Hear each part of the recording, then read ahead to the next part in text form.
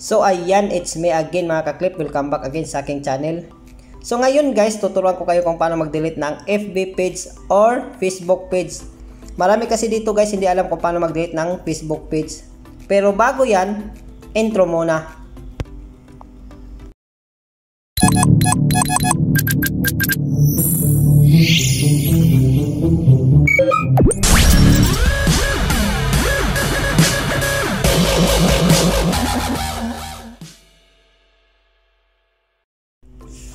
So start na po tayo guys. Una po, punta muna tayo sa Facebook app.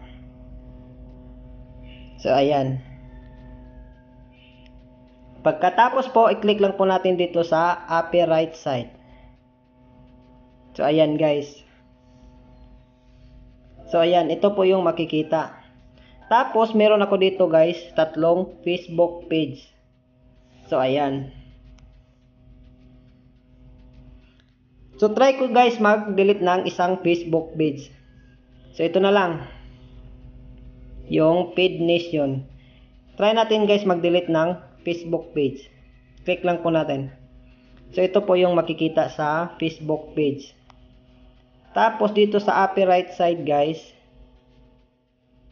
yung settings niya, i-click lang po natin. So ayan, ito po yung makikita. Dito nyo makikita yung general, page info, messaging, notification, page roles, tapos people and other pages, tapos Instagram, WhatsApp, Facebook Wi-Fi, page support inbox, community, saka page management history. So ayan. Tapos i-click lang po natin guys yung general. Ayan, click lang po natin yung general. Tapos sa baba guys, hanapin lang natin yung remove page. So ayan. Ito po yung makikita guys. I-click lang po natin yung delete Feed Nation. Ayan, click lang po natin. So ayan, ito po yung makikita guys. Pwede nyo po yan basahin ha.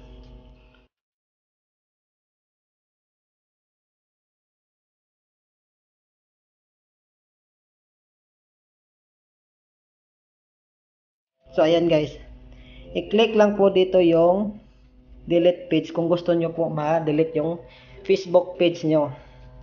So halimbawa, i-click ko po yan sa akin. So ayan, ito po yung makikita nyo guys after nyo maklik ang delete page. Page enter deletion mode. You can cancel the deletion within 14 days. O ayan guys. Pwede nyo po siya makancel within 14 days para hindi mawala yung Facebook page nyo. Pero kung gusto nyo po siya ma-delete ng permanently guys, hayaan nyo na lang guys. Tapos mag-notification po yan para permanently deleted na yung Facebook page nyo. So ganun lang kasimple guys. So that's all. Salamat.